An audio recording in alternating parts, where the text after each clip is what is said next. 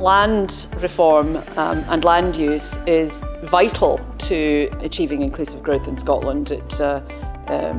It's perhaps not always been seen in those terms, but I believe it's absolutely key to changing people's ideas about their own empowerment, their empowerment as communities, and their engagement with what goes on around them. The conference today will contribute to the debate around inclusive growth, particularly as it pertains to land reform, by really having people over a wide range of organisations think perhaps a little bit more focused about their own ideas about land use. So I'm hoping that those landowners in the audience and those who represent landowners in the audience will have a slightly better understanding now that when we talk about land rights and responsibilities, when we talk about inclusive growth, you know, they do have a very big role to play themselves in ensuring that their thinking is along those lines too.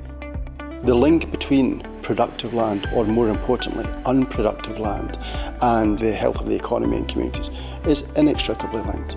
And therefore, if we want to increase productivity, if we want to improve people's sense of place and aspiration and pride, then we need to tackle land.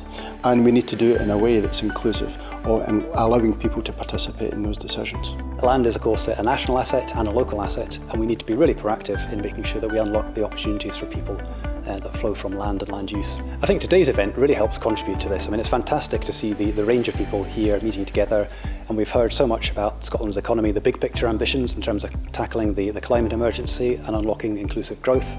And the mix of people here ranging across the land management, public sector, local authority, community spheres, all I think demonstrates that this is a real effort across all sectors to make the most of our land in Scotland and how we do this.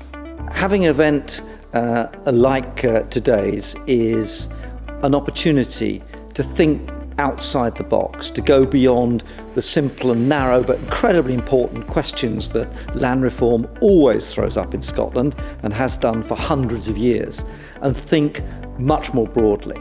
What is Scottish land? What is its natural capital? What is its potential? What is the involvement of the communities and the people who live in it as well as those who own it?